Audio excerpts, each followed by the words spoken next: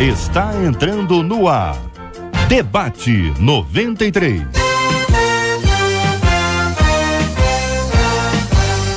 Realização 93 FM. Apresentação J.R. Vargas. Alô, meu irmão! Alô, minha irmã! Já chegou J.R. Vargas! Estamos de volta, começando aqui mais uma super edição do nosso Debate 93 de hoje, nesta quinta-feira, dia 2 de outubro de 2014. Que a bênção do Senhor esteja aí sobre a sua vida, sobre a sua casa, sobre a sua família, sobre o seu trabalho. Que a bênção do Senhor esteja com você, onde quer que você vá, onde quer que você esteja.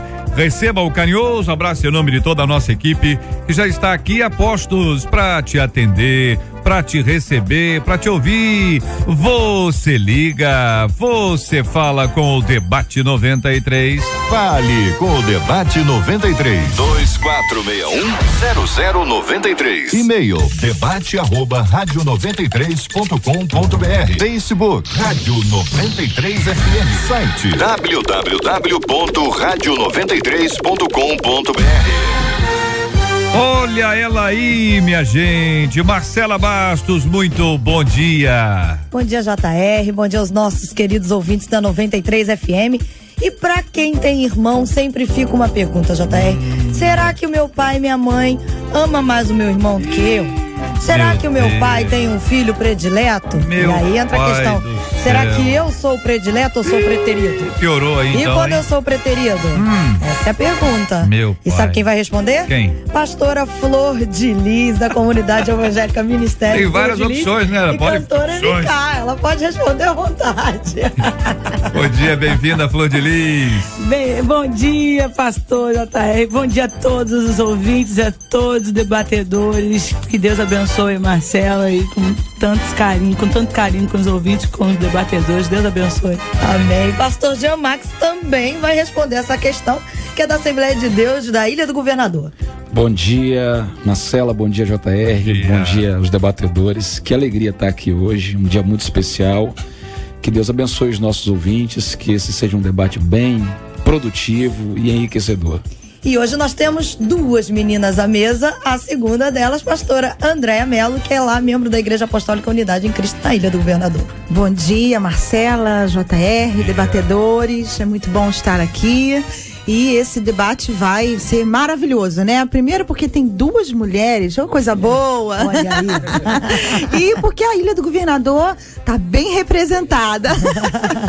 Bênção por essa mesa maravilhosa aqui no nosso Debate 93 de hoje. Sempre com muita alegria, agradecendo ao nosso Deus e Pai por tudo aquilo que Ele tem feito nas nossas vidas. Essa presença poderosa do Senhor que nos mantém de pé. Este é o nosso maravilhoso e poderoso Deus. Você está ligado no Debate 93 com J.R. Vargas. Essa época é uma época muito importante, além do tema de hoje, a gente pensar sempre sobre coisas relacionadas à família, né? O tema de hoje é esse, envolve casa, família, tanta gente aí pregando um tipo e um modelo de família totalmente antibíblico. E nessa época é muito bom a gente estar atento, porque tem gente com uma carinha maravilhosa defendendo a destruição do modelo bíblico de família. E a gente às vezes se empolga pelo que vê, ou às vezes por um projeto específico e não consegue observar o conjunto da obra. E a gente precisa estar atento para que, especialmente nessas eleições que já se aproximam, domingo agora, nós estejamos atentos para votarmos juntos com muita seriedade e responsabilidade por quem defende o modelo bíblico de família, por quem defende a vida. São modelos que nós todos precisamos estar atentos. Há muita gente aí com um sorrisinho bonito, propaganda bem feita, pregando o aborto, pregando legalização das drogas. Às vezes, numa hora como essa, a pessoa não fala, só fala uma coisa boa. Mas quando você vai pesquisar, percebe-se que por trás disso tudo existe uma série de projetos e de propostas, isso em termos estaduais e federais, que acabam complicando profundamente a nossa vida e contrariando aqueles princípios da palavra do nosso Deus e Pai. Pela vida e pela família. São duas temáticas tão importantes que devem estar sempre próximas ao coração e à mente da gente. no exercício mais puro e mais limpo da nossa cidadania, que é um dever, uma responsabilidade e um privilégio de todos nós. Este é o Debate 93, com J.R. Vargas, na 93 FM. Pastora Flor de Lis, aqui você destacou essa frase, né? Estou vendo a destruição dentro da minha própria casa. A ouvinte conta a história dela, né? Meu irmão já bateu na cara do meu pai, que por sua vez não reconhece mais como filho. Apesar desse absurdo, o meu irmão continua trabalhando na igreja normalmente. Mas o que mais me assusta, diz ela, é a passividade da minha mãe. Ela aceita tudo o que ele faz, não pede ajuda ao pastor e eu acabo sendo rejeitada por ela. Como reagir quando percebemos que somos preteridos em relação a um irmão? Existem filhos prediletos? O que um filho deve fazer quando percebe que os pais estão errando na criação de um dos nossos irmãos? É normal que os pais protejam os filhos mais problemáticos? Diante do seu destaque, a frase inicial, o que pensa você, querida pastora Flor?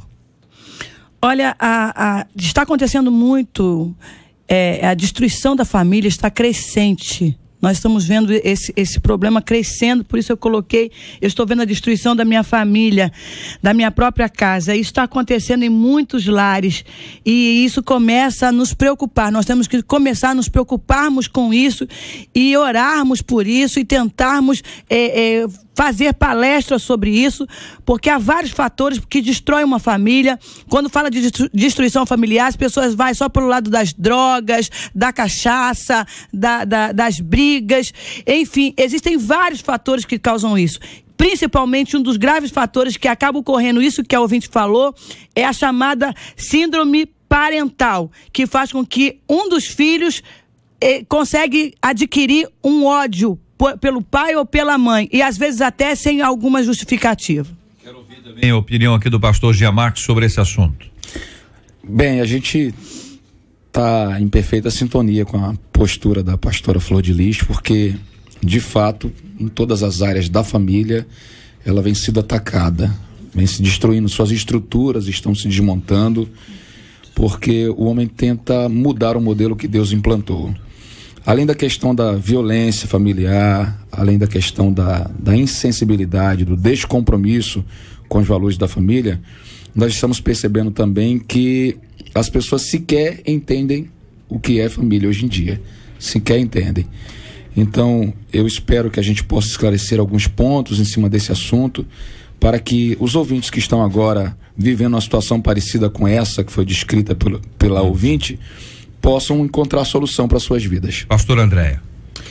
É muito bem colocado, né, pelos colegas pastores, e o que mais me preocupa, JR, é o que eu chamo de destruição silenciosa. Quando a destruição chega a níveis assim de drogas, de alcoolismo, é porque já houve uma destruição silenciosa ao longo dos anos. E essa destruição silenciosa é que nós temos que ter a sensibilidade de perceber, né, que é uma destruição que começa dentro do coração, às vezes do filho, da esposa, do marido, pela ausência dos pais, pela troca de papéis, pela omissão, né, no exercer o seu papel dentro da família. Então, essa falta de identidade que os pais muitas vezes têm, medo de exercer a sua autoridade, enfim, são vários fatores que trazem para nós, né, que a gente entende como sendo a destruição silenciosa. E lá na frente estoura com drogas e alcoolismo e más companhias. Você vê famílias com uma boa renda familiar entrando para o mundo do crime, porque houve uma destruição silenciosa ao longo dos anos. Certamente vocês já viram, os ouvintes também, cenas assim de crianças bem pequenas. Eu descrevi isso recentemente aqui, e em geral isso em shopping, em ambiente público assim, gritando com os pais, e pequenas, batendo no rosto dos pais. Cenas de crianças que cospem nos pais, que puxam o cabelo dos pais, aí é pai e mãe, às vezes os dois, às vezes é um ou outro, e a pessoa fica numa situação complicada, porque primeiro é público, né? E às vezes a criança percebe que exatamente em público não acontece nada, então aí que capricha mesmo, né? Nesse caso aqui, é um camarada já adulto, não é uma criança. certo? Não é um bebezinho, não é um adolescente. Nós estamos falando de um cabra, Pelo entendeu? menos na questão da idade, ele diz né? aqui, é verdade. Ele diz aqui, a ouvinte diz aqui, ó, meu irmão já bateu na cara do meu pai. Na cara do meu pai. É aquele desrespeito absoluto. Aí o resultado disso do pai em relação ao filho é que o pai não reconhece mais como filho. Eu não sei que isso se revela, se é no relacionamento, se é financeiramente, mas de uma forma ou de outra, tá dentro de casa. Aí a gente depois vai mais fundo, quer dizer, a reação da mãe em relação a este filho e em relação a este marido. Que resultado é isso aí? Mas vamos ficar primeiro aqui nessa perspectiva do filho que agride o pai, nos moldes como estamos lendo aqui, não é nada além, não é nada aquém do que nós estamos lendo aqui, companheiros. Temos que ver o que gerou esse desrespeito, o que gerou essa agressão, porque tem uma resposta, tem algo aí. O que gerou isso, o que causou isso, alguma coisa aconteceu para que chegasse a esse nível, para que chegasse a esse ponto. A gente fala de agressão do filho e a gente fica, aí a revolta é geral, todo mundo se revolta, quer matar esse filho, quer colocar esse filho na prisão, mas vamos buscar o que gerou essa agressão. A ouvinte não diz o que gerou essa agressão. Nós não sabemos o ambiente familiar que esse menino foi criado. Se for um ambiente de agressão, a gente está vendo que a mãe super protege o filho que agride o pai. De repente, a super proteção dessa mulher pode ser ela falando, bem feito, tá ganhando aquilo que eu queria fazer e não pude fazer. De repente, essa mulher ele viu a mãe ser agredida e agora, quando o grande, quer agredir o pai como resposta. Entendeu? Então, aí há vários fatores que a gente pode levar para vários caminhos desse agressor. Eu também acho que existe outra questão aqui, né? O que não foi feito. Porque nós percebemos que se um filho chega a um grau desse é porque faltou na sua educação também algumas coisas. Então, a própria regulamentação da disciplina familiar, a instrução no que diz respeito aos limites que ele pode atingir ou não, e o exemplo. Então, falta muita coisa. A pessoa chega num grau desse aí é porque ela não conheceu a disciplina. Eu conheço um caso bem próximo que aconteceu ali perto da nossa igreja, de uma mãe que ela tinha um filho bem parecido com esse daqui. E ele pequeno ainda, muito mal educado, implicava, queria dar na cara de todo mundo, os diáconos iam corrigi-lo, ele queria bater na cara, puxar, dar chute. E as pessoas diziam, irmã, cuida do seu filho, disciplina. E ela tinha uma expressão que até hoje eu brinco com isso. Ela dizia assim, pastor, é o meu bezerrinho. Eu lembro bezerrinho? Bezerrinho, eu chamava de bezerrinho. Acho que é porque mamava, né? Com 12 anos, ia chamar de bezerrinho. E alguém disse pra ela assim, irmã, bezerrinho vira touro. E um dia esse rapaz vai bater na sua cara. E foi o que aconteceu. Ele deu na cara da própria mãe. Porque quem não tinha disciplina pequeno, grande, ele se sentiu o dono do mundo. Essa desconstrução do modelo bíblico de família, que é tão importante, a Bíblia nos traz tantos exemplos positivos e também mostra-nos exemplos negativos, até para nós aprendermos. E a partir do momento que o modelo bíblico ele é apresentado e você tem um ambiente de honra, um ambiente de respeito, quando a Bíblia diz que os filhos devem honrar os seus pais e os pais não devem provocar os seus filhos à ira, você vê que é um modelo bíblico que aí está. A partir do instante em que se vai contra o modelo bíblico, onde não há o respeito por parte dos filhos, não há esse tipo de respeito por parte do... Não cria esse ambiente, Andréia, de dificuldade absurda em relação a este aspecto no que se trata de gerar esse tipo de conflito dentro de casa? Sim, com certeza, né? Com certeza. A Bíblia, como o nosso manual, ela é tão completa e tão perfeita, mas acontece que a sociedade passou por mudanças drásticas, né? A inserção da mulher no trabalho, na vida profissional, com uma carreira, muitas vezes tirou essa mulher de dentro de casa, né? O homem, por sua vez, perdeu um pouco da sua autoridade de ser o cabeça, o sacerdote da casa, tudo isso desconstrói um pouco a questão dos princípios bíblicos para uma família. Porém, isso não é totalmente empecilho para que uma família cristã mantenha os princípios bíblicos. Acontece que ao longo da vida as crianças vão dando sinais para nós, né? E nós, por estarmos às vezes cansado, né, exausto pelo excesso de compromisso, a gente vai deixando passar as pequenas coisas. Algumas pessoas acham engraçadinho, né, a criança com aquela autoridade e peita a mãe. Olha alguns como ele é líder. Olha, forte ele, hein? Aí ri, né? Porque a criança tomou uma atitude de rompante. É o bezerrinho, gostei dessa. Né? Então, esses sinais que a criança vai dando, muitas vezes o pai vai achando bonitinho, ou por estar muito cansado, estressado, vai deixando passar. Quando chega a adolescência, que é a fase crítica, que é a fase que os filhos trocam os heróis, os seus heróis, passam a ser os amigos, aí é que as coisas começam a aflorar. Aí começa a lei do retorno, né? E só que aí, muitas vezes, é tarde demais. Eu acho que, como a pastora falou, a gente tem que fazer muita palestra, ensinar, falar, cuidar dos casais de perto, mostrar o que é autoridade e autoritarismo. Como a pastora falou, você não sabe como esse rapaz, de repente, viveu uma vida de autoritarismo até o final. Ou não. Ou a falta dele. Então, pode ser tanto um lado quanto o outro. O excesso ou a falta da autoridade dentro de casa, que é o princípio bíblico, né? Que o homem, ele tem que governar bem a sua casa, a mulher como auxiliadora. Então a Bíblia nos deixa assim um exemplo maravilhoso pra gente aplicar na nossa família. Essa situação engloba muita coisa, né? Tem que ter autoridade em casa. Eu sou mãe de vários filhos e crianças com personalidades diferentes, que tiveram tipos de criações diferentes. Tem que ter autoridade, mas tem que saber até que ponto usar essa autoridade também, né? E tem que ter diálogo também. Eu tenho filhos que vieram com comportamento totalmente ao avesso, e eu fiz com que eles me respeitassem, me entendessem é de pequeno, a gente tem um ditado antigo que o povo está esquecendo, é de pequeno que se torce o pepino, gente, é de pequeno que se educa. Você deixa o seu filho pequeno xingar palavrão, veste a sua menina com jeito de prostituta, porque acha bonitinho, coloca o filho como marginal, ensina a agir, ensina um monte de coisa, ensina a agredir na escola. Filho, se alguém te bater, vai lá e bate de volta, e faz e acontece porque você é homem. Tem muito pai que ensina isso pro filho, a ser agressor, e aí quando o filho cresce, obviamente ele vai usar tudo isso contra você mesmo. Agora, filho bater em pai tem que ter um motivo muito... É falta de autoridade? Possa ser.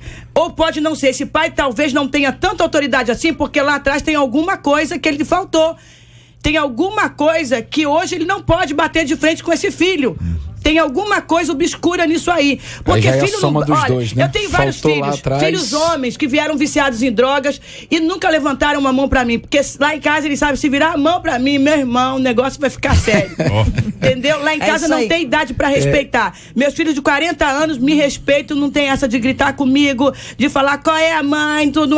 Ei, me fala comigo direito, porque eu não sou sua coleguinha de escola nem de esquina. Entendeu? O que a gente tá vivendo também hoje, nos dias de hoje, é um descuido total da sociedade que nós estamos vivendo, é uma negligência. Desculpe tocar no assunto, pastor, nós estamos em época política e não podemos fazer vista escura para isso. Nós estamos em época política e temos aí políticos que estão sendo aclamados pelo povo, mas que não têm estrutura familiar, não têm histórico familiar. São pessoas corruptas, são pessoas adúlteras.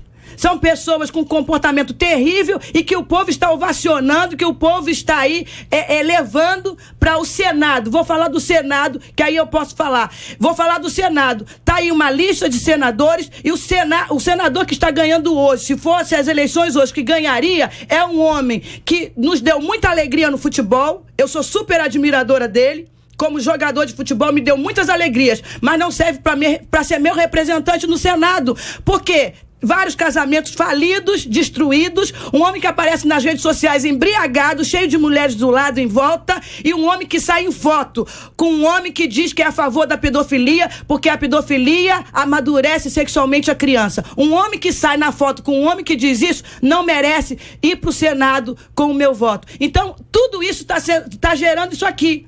Uma sociedade nojenta vai criar crianças desse tipo aqui. É nessa destruição de família, de vida, que a gente vê, que a gente se vê. Porque o que a gente tem aqui? Uma história de uma família. Nós temos aqui uma história de um marido, de uma esposa, de um filho, de uma filha. A filha escreve, o assunto dela talvez seja exatamente a questão que disputa dentro de casa. Nós vamos entrar no assunto dela, evidentemente, mas para entrar naquele ponto tem que entrar nessa base.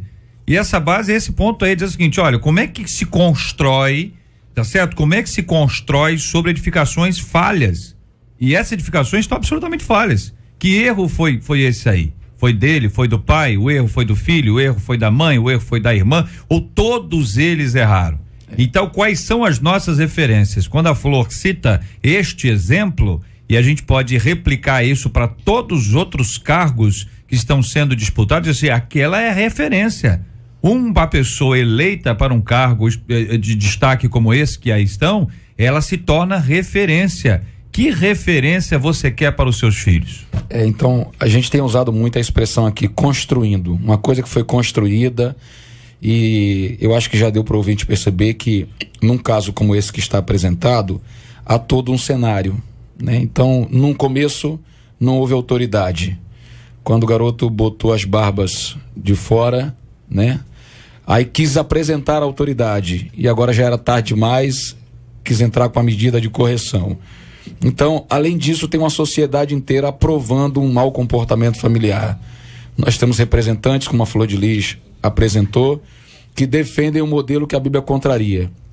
E ainda temos leis que já estão estabelecidas que favorecem essa situação aqui. Então, quando uma sociedade constrói uma lei por seus representantes, por exemplo, proibindo o pai de disciplinar o seu filho, como a questão aí da lei da palmada e etc., você percebe que essa sociedade está negando a instrução da Bíblia, porque a Bíblia determina que os pais corrijam os seus filhos, não com espancamento, é claro, está escrito com muita clareza, mas com o uso da força, da vara. A Bíblia diz isso aí.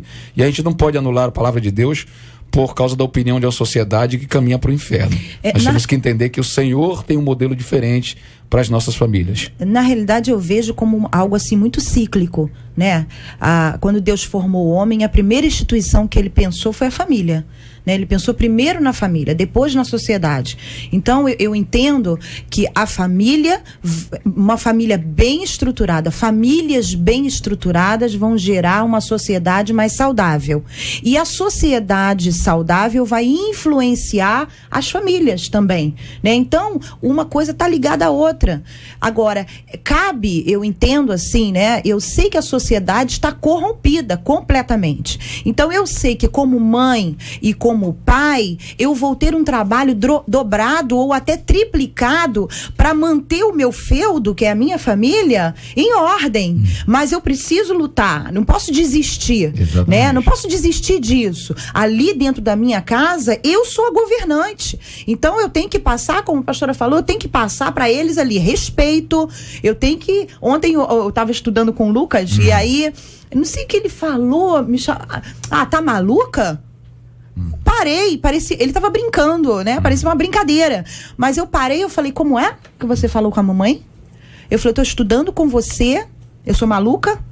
Eu tô estudando com você, eu tô abrindo mão do meu compromisso que eu tinha na igreja, abri mão para estudar com você, e você fala, quer dizer, parecia assim uma tempestade em copo d'água que eu estaria fazendo, mas é algo necessário, porque eu preciso passar para ele o respeito em relação à mãe. Você não deve usar esse tipo de termo com a sua mãe. Então, eu preciso entender, e cada cristão precisa entender que a sua família é o seu feudo, e você tem que governar bem isso, pelo menos para que você salve aqueles que estão dentro da tua casa, né? E as influências externas sejam menores. E você, por exemplo, quando fala isso, é que o limite, ele tá ficando cada vez mais alto, entendeu? A gente está tendo tolerância muito grande com tudo, tá certo? Então, por exemplo, quando se fala sobre aborto, que é um tema que está sempre na cabeça, as pessoas ficam, não importa se algum, daqui a pouco começa a não, olha, em certos casos, aí daqui a pouco começa a olha, sabe uma coisa? Eu acho que as pessoas estão mudando de opinião com muita facilidade. Chega ao ponto do líder dizer, eu sou a favor do aborto, totalmente. Sendo influenciadas fortemente. E isso parece que a gente tem uma dificuldade grande com a questão de limite. A gente até sabe que eles existem e sabe que eles são importantes, mas na hora de colocá-los em prática e dizer, não, aqui está, olha, eu não quero que você me chame assim,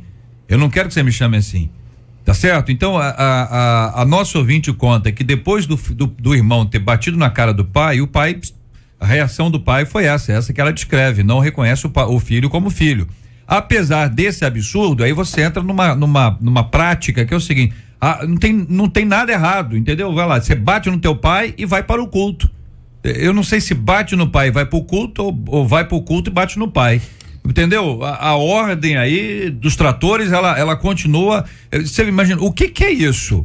Como é que lida com um assunto como esse, uma agressividade? É violência, ponto. Violência contra o pai, é um negócio gravíssimo. E lida com isso como se fosse uma coisa comum. Que religiosidade é essa? Que espiritualidade é essa que não muda o sujeito, que não muda a pessoa, que não transforma o cara de dentro para fora? Gente, o que está acontecendo? O que está acontecendo também é que as pessoas têm dupla personalidade. Em casa ela é uma coisa e na igreja ela é outra, totalmente diferente. Na igreja ela é bênção. Então ela não demonstra para o pastor, para sua liderança, quem ela é de fato e de verdade. Na igreja ela é o máximo, ela é uma pessoa querida por todo mundo, é uma pessoa amorosa. Em casa é que a situação muda. No âmbito familiar, a situação muda. Então é muito difícil também para os líderes evangélicos perceber quando há um distúrbio desse tipo de comportamento de dupla personalidade. Existem líderes evangélicos que na igreja são uma coisa e em casa são outras. Eu conheci um histórico de um pai que era pastor de uma determinada denominação e violentava a filha dentro de casa. E ainda fazia ela ajoelhar para pedir perdão porque a menina estava fazendo com que ele pecasse contra Deus.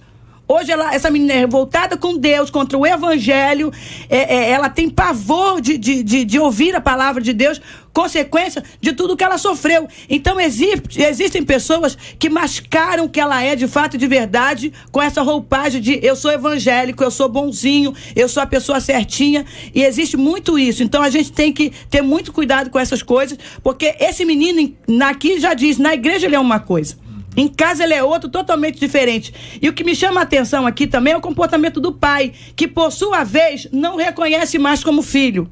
Resolveu sair de cena do papel de pai, deixar de lado do que resolver o problema dentro da sua própria casa. Eu acho que o que mais está trazendo problemas aqui, principalmente para essa ouvinte, não é nem o fato do filho ter agredido o pai. Eu acho que o grande problema é a omissão dos pais. Isso está gerando vários sentimentos dentro dela, vários conflitos, várias dúvidas. Eu acho que até em relação a Deus, né? Até que ponto Deus pode agir ou vai agir nessa situação. Então eu acho que o maior problema não foi a questão da agressão, mas a atitude dos pais diante dessa agressão e diante do comportamento reincidente desse filho. Essa passividade que ela disse que o pai tem, não é? Tá aqui, quando ele não reconhece, parece que ele não trata o assunto, foi essa a interpretação. No outro lado, essa mãe que não fala absolutamente nada, pelo contrário, que aparentemente vai cuidar mais desse filho. E aí surgem as perguntas que a nossa ouvinte faz. Ela aceita tudo que ele faz, ela não pede ajuda ao pastor e eu acabo sendo rejeitada. Como reagir quando percebemos que somos preteridos em relação a um irmão? Existem filhos prediletos? O que um filho deve fazer quando percebe que os pais estão errando na criação de um dos nossos irmãos? É normal que os pais protejam os filhos mais problemáticos? É o que pergunta a nossa querida ouvinte. Nós voltamos a esse assunto já já. Você ouve Debate 93 com J.R. Vargas. Pesquisa 93. E a pergunta é a seguinte: alguma vez você aí já achou que os seus pais amavam mais o seu irmão ou a sua irmã que você? Por telefone, 79% dos nossos ouvintes disseram que sim. E os outros são filhos únicos. No nosso site, 69% deles também disseram que sim. Não é isso, filhos únicos. Provavelmente são filhos você únicos. já sentiu? Não, eu sou filho único. Só porque acho que pela reação da nossa mesa aqui imediatamente à pesquisa, parece, é isso, Marcelo? Que é você entendeu isso aqui também? É um pensamento comum de todo filho que tem irmão. Um momento ou outro, né? Não é o tempo inteiro, né? Mas nesse caso aqui a história é mais quente, né? É. Muito bem. Obrigado, Marcela. Vamos aqui ouvindo o pastor Luiz Fernando de Oliveira, da Igreja Metodista em Padre Miguel. Já está conosco. Bom dia, bem-vindo, meu irmão. Tudo em paz?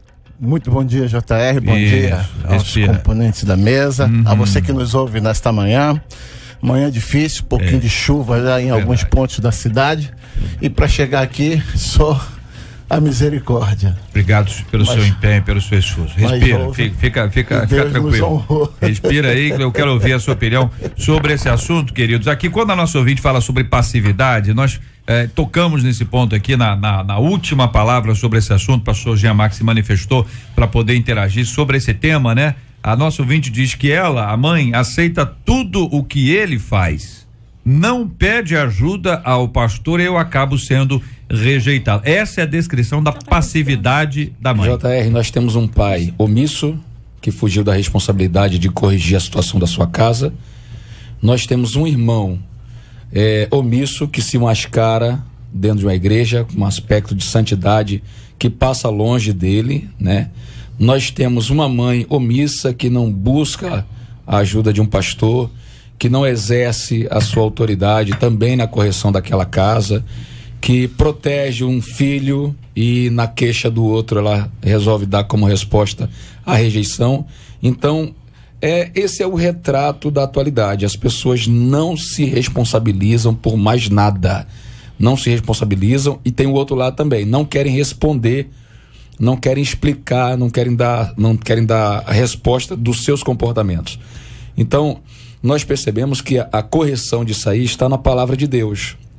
Deus define o papel do pai, define o papel da mãe, define o papel dos filhos. Nós temos instruções na palavra de Deus que definem tudo isso aí.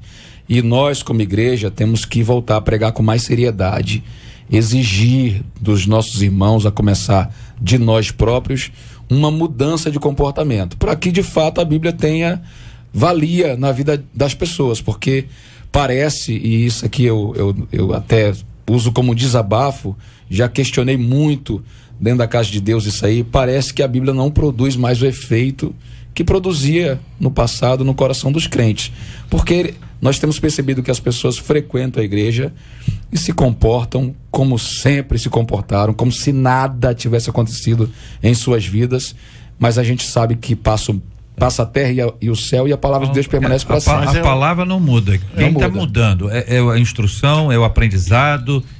Quando a Bíblia diz lá que os discípulos, né, eles perseveravam na doutrina dos apóstolos, você vê que tem uma perseverar, não é isso? Eu acho até que existe uma corrente que a gente tem percebido, principalmente nos dias atuais, buscando favorecer sempre os filhos na intenção da forma como eles vêm sendo maltratados. Aí eu concordo quando se há o maltrato em relação aos filhos, principalmente crianças sendo espancadas e por aí vai. Os pais devem se responsabilizar criminalmente por esse tipo de atitude. Mas eu sou, por exemplo, favorável que de vez em quando uma varinha ungida atenda à disciplina, sempre que for necessário, não toda hora e toda a vida. Entretanto, eu percebo que o comentário da moça que nos manda o e-mail, ela já fala de uma destruição do lar, da família. E entendo também, no segundo passo, que quando ela comenta que não busca o apoio do pastor, é porque, na verdade, ela já está pedindo socorro. Não, mas aqui ela diz da mãe. Eu quero saber a posição dela, porque ela só sabe aqui acusar. O tempo todo ela só acusa, ela joga o problema pro pai, ela joga o problema pra mãe e ela se coloca como vítima de toda essa situação. Ela não se coloca aqui na posição de fazer alguma coisa, de se levantar para mudar essa situação. Ela já conversou com esse irmão?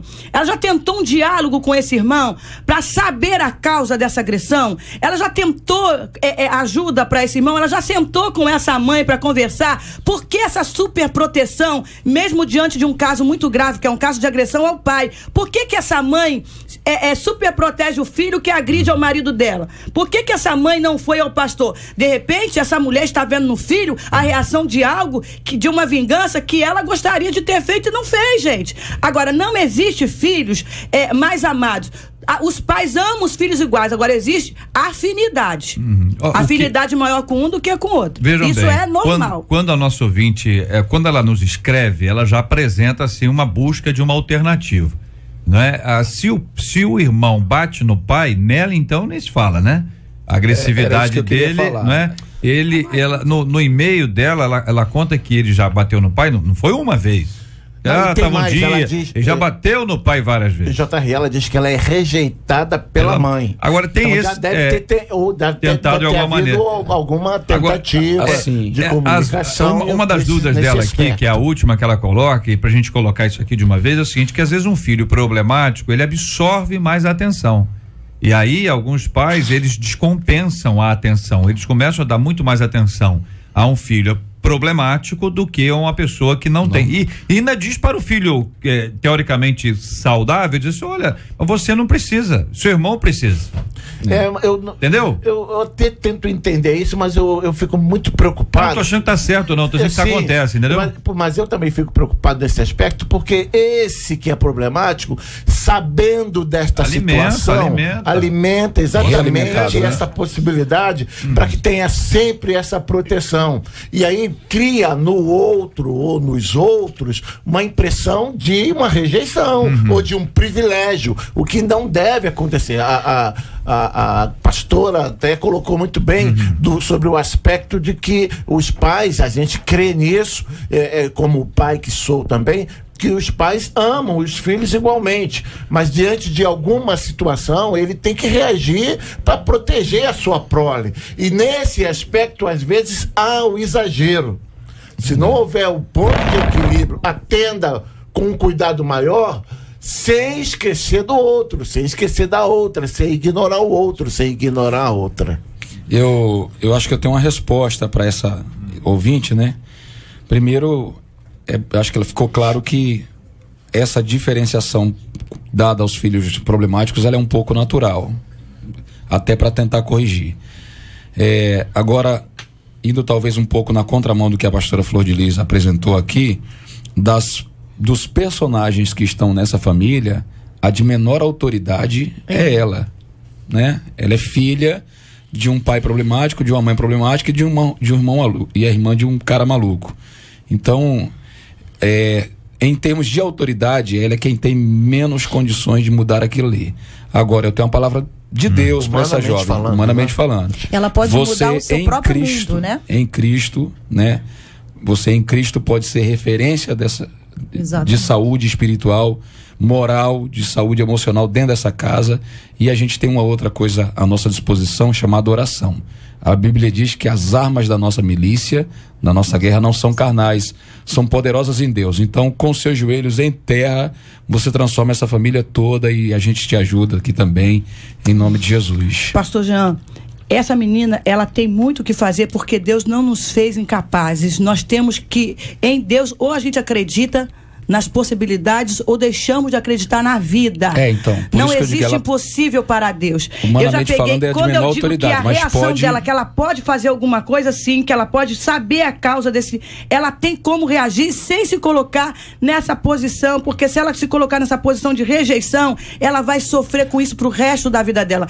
Eu já atendi um caso de um homem que era viciado em maconha, ele era agressor dentro de casa, era um casal de filhos apenas, e ele não só agrediu o pai, como ele agrediu várias vezes a irmã, a ponto de mandá-la para um socorro. Quando essa menina chegou para mim, ela chegou sofrendo agressões do irmão.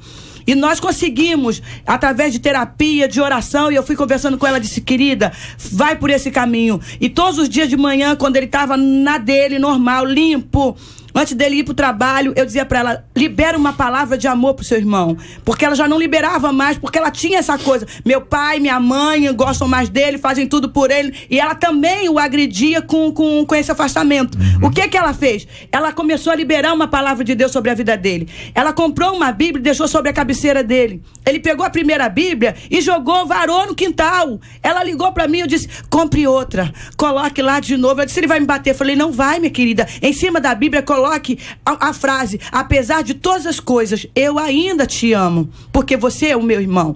E isso foi modificando esse rapaz. Isso foi, hoje em dia não existe mais essa agressão entre os dois. Ele conseguiu conversar com essa irmã.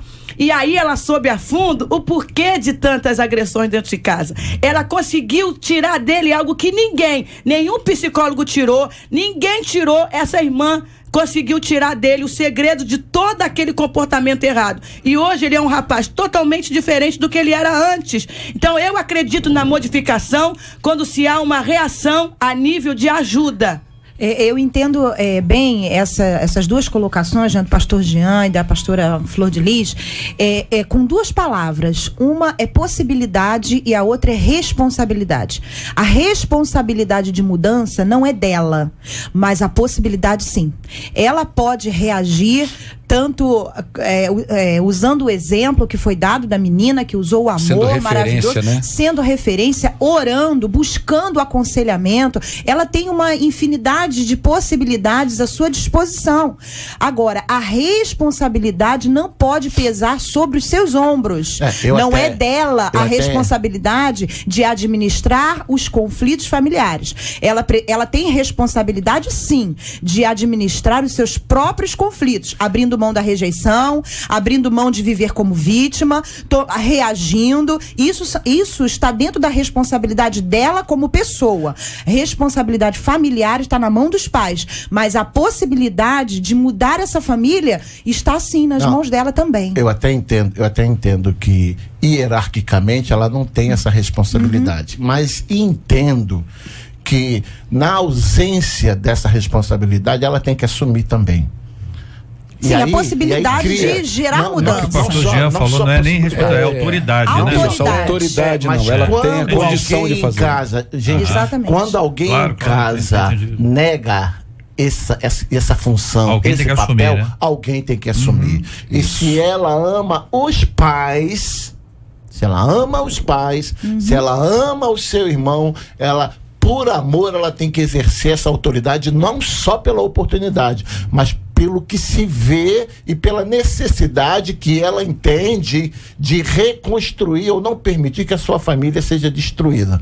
Então ela tem que exercer esse papel. Se está faltando alguém como parte integrante, até no meu entendimento, até mais importante do que o pastor.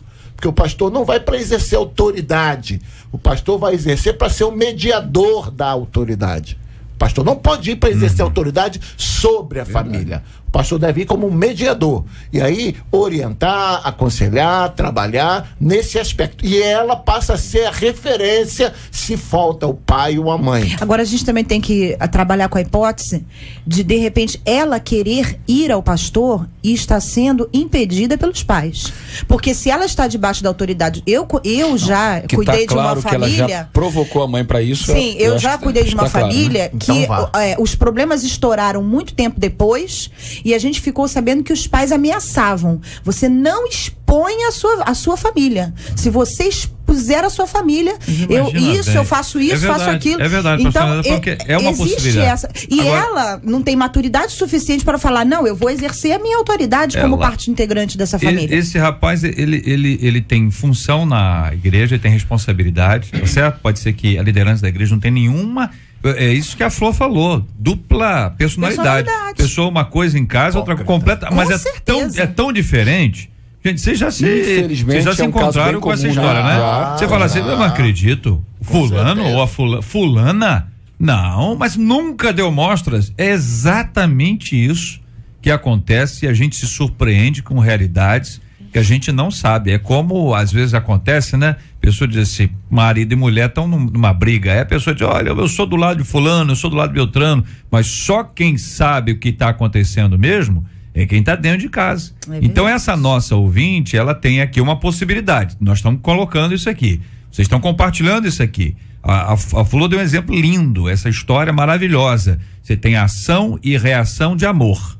Quer dizer, apesar de todas as evidências contrárias, exerça o seu amor e reaja de maneira amorosa. Você vai semear para colher com a graça de Deus. Quem sabe isso vai acontecer. A ajuda externa só se for de uma pessoa altamente confiável.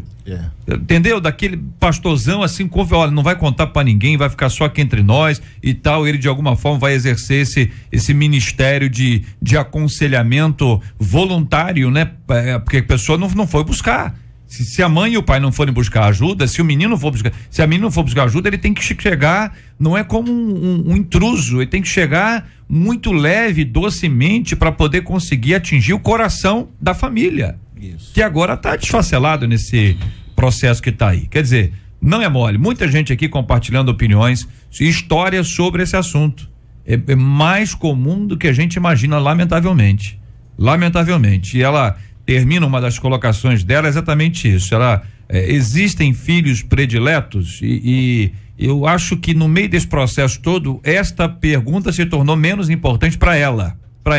Mas pode ser que outros ouvintes tenham essa dúvida. Eu acho que filhos prediletos no quesito amor, eu acho que é impossível. Né? Na afinidade, aqui a pastora aqui pode dizer que tem muitos filhos. Então, no quesito amor, não. Mas no quesito atenção, sim. Porque muitas vezes a afinidade, a identidade de temperamento, aquele temperamento combina mais com o meu, ele me entende mais. O próprio retorno do filho. O retorno do filho, a presença às vezes do filho também gera uma maior aproximação de um do que de outro. Então, só que no coração de uma criança ou no coração de um adolescente, não é decodificado dessa forma. De qualquer um, né? Principalmente deles, porque não tem ainda maturidade para entender essas coisas. Então, na cabecinha deles, no coraçãozinho deles, entra a mensagem como eu não sou tão amado quanto meu irmão, né? Então, só quando a gente se torna pai é que a gente vai entender que nós amamos de forma igual. Eu tive esse problema. Eu sempre achei que minha mãe amava meus irmãos. Eu achava que meu pai amava mais meu irmão. Sim. E ele achava que... E o seu irmão achava... a mesma coisa. É questão de sentimento. E muitas das vezes também, é questão de diálogo dentro de casa, dentro da família. Eu sempre demonstrei isso para os meus filhos, sempre converso sobre esse assunto de afinidade. Eu amo igual, mas a afinidade não é igual. A atenção não é igual, porque tem filhos que podem ser rebeldes, às vezes são levados do lado de fora, mas com a gente em casa é toda atenção. Mãe tá precisando de alguma coisa, e há outros que, por serem adultos ou adolescentes, chegam em casa, já sobem pro quarto, não te procuram, não querem saber como você está, se você está bem, se você está mal, enquanto o outro vem e bate na sua porta e diz: e aí, mãe, tá tudo bem? E aí, mãe, tá precisando de alguma coisa? Tá tudo ok? Então é questão também de afinidade e da postura desse filho, e também de diálogo. Aí é a hora de chamar esse outro filho, né, para uma conversa. Eu tenho eu vivi uma situação, então eu posso dizer porque eu tenho experiência nisso. Eu tava vivendo uma experiência desagradável com uma filha que é super inteligente, super, eu posso falar aqui, e a gente era muito ligada, e de repente, pela fase adulta, e escola, trabalho, ela se distanciou, e eu continuei a minha vida com as minhas outras filhas, saía pra loja, pra shopping, e ela foi ficando de lado, e ela nem aí. Eu olhava pra ela e falava: olha o que você tá fazendo. E eu falava, eu cobrava dela isso. Eu não vou... E a mãe tem que ter uma postura também, que a mãe não pode se tornar refém de filho de maneira alguma, em nenhuma situação. E aí ela acordou para a vida. Eu louvo a Deus, porque à medida que eu fui falando, eu fui mostrando também com ações, eu fui falando, né, quando eu podia tocar e alfinetar, e alfinetava. Falava: ó, não tem, porque não tá fazendo por onde. Eu comprei isso aqui pro fulano. Ah, comprei, querida. Por quê? procura saber o que você está fazendo para merecer, porque a vida é uma troca. Hoje a minha filha retornou, somos super amigas novamente, estamos coladonas uma com a outra, porque ela reconheceu que a postura dela estava errada. Culpar pai, responsabilizar seus pais, também, aí tem que ver a postura dos filhos. Diante de tantos assuntos como esses, companheiros e ouvintes amados, há uma necessidade tão clara dessa reflexão à luz do que nos ensina a palavra do nosso Deus e Pai. Observamos aqui diversos conselhos, orientações, sugestões, exemplos, fundamentos bíblicos para nos ajudarem neste aspecto familiar. E você pode até dizer, olha, não, na minha casa não tem isso. Trabalhe para que não haja. Se não há, trabalhe para que não haja. Se há, os caminhos foram apresentados pela graça do nosso Deus e Pai.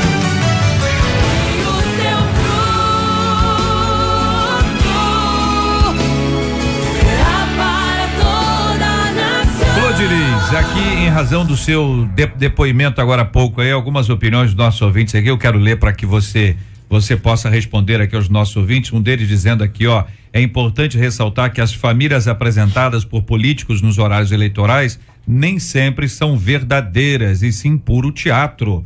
Já que a pastora falou nesse assunto, é a opinião de uma das nossas ouvintes. Outro ouvinte dizendo, estou no trabalho, ligado aqui no debate A Paz para Todos, concordo plenamente com a pastora Flor de Lis. Até semana passada, meu voto, e não só o meu, mas dos meus familiares e amigos, já estava certo. Agora, depois do que vimos, não votamos em uma pessoa que é a favor do casamento gay e contra os princípios bíblicos. Deus fez Adão e Eva e não Adão e Ivo. Boa tarde a todos. Compartilha um dos nossos queridos ouvintes aqui no Face da 93 FM, para assim ouvirmos a Flor sobre esse assunto. Eu fico feliz que as pessoas estão agora nessa reta final a parar para rever o seu voto. Isso é muito importante, importantíssimo mesmo. Então, eu quero dizer a esse ouvinte que escreveu falando sobre maquiar, tem muita gente que aparece aí casado ou com uma família estruturada, é melhor do que aparecer na mídia aí com uma vida desordenada, bebendo, farriando, com um monte de mulheres à volta e apoiando a pedofilia, que é uma coisa gravíssima. E quanto ao voto, eu quero fazer aqui, dar o meu clamor a todos os ouvintes, pastor J.R. Vargas, porque é domingo agora e nós como igreja não podemos nos calar. Eu quero pedir a todos os pais, pai, mãe, avó, tio, avô, pelo amor de Deus, não jogue o seu voto fora. Agora é a hora da gente poder mostrar, gritar e falar o que nós queremos e mostrar que nós temos força nessa nação, que não somos massa de manipulação, que nós temos consciência daquilo que estamos fazendo. Não diga, eu vou votar em alguém que já perdeu. Não faça isso. Pelo amor de Deus. Eu vou repetir do Senado, porque é uma coisa que está me afetando muito como mãe. Tá? A gente não tem hoje um representante excelente para o Senado. Infelizmente nós não temos. E aí tem 2 pessoas para o Senado para serem eleitas. Então eu quero pedir a todos os pais, antes de votar no seu senador, pense bem no seu deputado federal, no seu deputado estadual. Pelo amor de Deus, agora é a hora de nós pais nos posicionarmos a favor da nossa família. Eu queria aproveitar, JR, porque de fato a gente não tem a garantia de que aquela família apresentada seja de uma família verdade, né, real, verdadeira. Mas o que é que a gente tem à nossa disposição? É o que a pessoa mostra. Então, se alguém, ainda que tenha uma família problemática, apresenta uma família, a mensagem que ele está passando é o seguinte: posso não ter uma família abençoada, modelo, mas eu acho que isso é importante. Por isso que eu estou apresentando uma família modelo. Eu tenho a impressão agora, que se o camarada chega lá e lança uma família, lança uma proposta de família, como essa que a gente está vendo e que a Flor bem citou, ele não pode ser referência para minha vida. Perfeito. E a gente tem que entender que esses homens que vão criar as leis, eles são mais do que nossos representantes. Eles vão dizer como será o nosso futuro. Esse ouvinte, eu tenho a impressão de que ele não tá se posicionando contrário, não. Ele está dizendo só, tem gente que diz que tem e não tem. Então, como é que a gente define voto? Que é uma coisa complexa. JR, tá certo? Como é que a gente define voto? A gente precisa identificar o momento que a gente está vivendo para agir com a orientação de Deus e com a sabedoria daqueles que sabem ver, daqueles que sabem ler e sabem interpretar. Me preocupa muito porque a nossa sociedade está ainda engatinhando nesse processo democrático. E aí esse caminho do processo democrático parece que é muito infantil para muita gente. É como uma criancinha que você vai dar uma balinha para ela e ela acaba se sentindo agradável porque recebeu uma balinha. Se dá um pirulito, um docinho, fica melhor ainda. E isso acaba envolvendo, porque é dessa forma que o povo tem se acostumado. E a gente precisa mudar esse aspecto e dar também essa possibilidade das pessoas terem um voto mais consciente. Família é coisa séria. Existem mais de 800 projetos de lei que atinge a família, atinge a religiosidade, atinge o compromisso religioso no Congresso Nacional. Isso é muito sério. Precisamos ter homens e mulheres comprometidos, no mínimo tementes a Deus. Olha, nós vamos eleger deputado estadual, federal, senadores, nós vamos eleger governador e vamos eleger presidente. Nós temos esses grandes desafios diante de nós o tempo inteiro. Há um ditado antigo que diz: para se conhecer alguém tem que se comer um saco de sal, que revela exatamente essa experiência, essa caminhada junto. Se você não caminha com alguém, pode ser que você não conheça esse alguém. Quem tem o privilégio, como eu tenho, os companheiros aqui, eventualmente tem também de caminhar com algumas pessoas especificamente, nós temos a segurança quanto às pessoas, temos a confiança nelas, e isso é que nos move a votar com aquilo que a gente chama de sabedoria. Não podemos abrir mão do privilégio da cidadania, tampouco votar de maneira precipitada ou mesmo displicente. O nosso voto deve ser um voto com sabedoria. Estamos juntos no Debate 93. Minha gente, aqui uma de nossas queridas ouvintes dizendo: é muito difícil ser crente no mundo de hoje, principalmente porque qualquer coisa que fazemos as pessoas dizem: ué, hein? Você não é crente não, hein? Por outro lado, ouvimos em pregações e sermões que não podemos nos igualar, fazer o que todo mundo faz, mas afinal o que é fazer o que todo mundo faz, hein? O que as pessoas não convertidas esperam de um verdadeiro cristão? É possível aproveitar os atrativos do mundo e ainda assim não se contaminar? Como ser luz em um mundo de escuridão?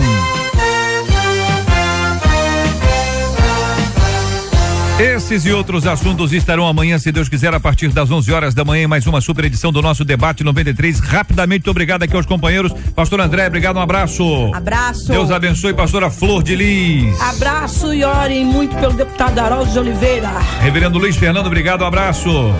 Abraço, JR, abraço a todo o povo de Deus em Bangu, Campo Grande, Santa Cruz. Pastor Gia Max, obrigado. Um abraço, Deus abençoe em nome de Jesus. Rosane Félix, um abraço, minha querida. Completando hoje mais um aninho de vida, a nossa querida poderosa Rosane Félix, e Deus abençoe. Hoje a 93 FM tá em festa. Hoje tem Rosane e tem Marcinha completando mais um ano de vida, cada vez mais abençoadas na presença do Senhor, e o nosso carinho especialmente aqui a Rosane, que estamos aqui ao lado. Que Deus abençoe poderosamente cada vez mais, que a graça do Senhor, Rosane, esteja sobre a sua vida. Hoje é rapidinho, amanhã eu vou falar mais, tá? Porque amanhã... Eita, olha aí, essa menina não é brincadeira não. Pastora Flor de Lis, peço por gentileza que ore conosco. Vamos apresentar o tema de hoje, os assuntos sobre os quais conversamos, a vida da Rosane, da Marcinha e todo o povo de Deus, assim como os enfermos e enlutados, em nome de Jesus. Senhor, oramos agora, pedindo, Senhor, por todos os nossos ouvintes que estão agora aí ligadíssimos com a 93. Senhor, visita este lar, visita este hospital, visita este presídio, visita essas famílias agora, e que haja, Senhor, uma mudança na família que está com problemas, que está, Senhor, sofrendo crises. Nós repreendemos todas as crises e declaramos, Senhor, que as famílias estão sendo abençoadas no dia de hoje para a glória do seu nome. Muito obrigado, Senhor, pelos aniversariantes de hoje. Senhor, obrigado pela vida da Rosana. Senhor, obrigado pela vida de todos que estão aniversariando, e que as suas ricas bênçãos caiam sobre essas pessoas, em o nome de Jesus. Amém.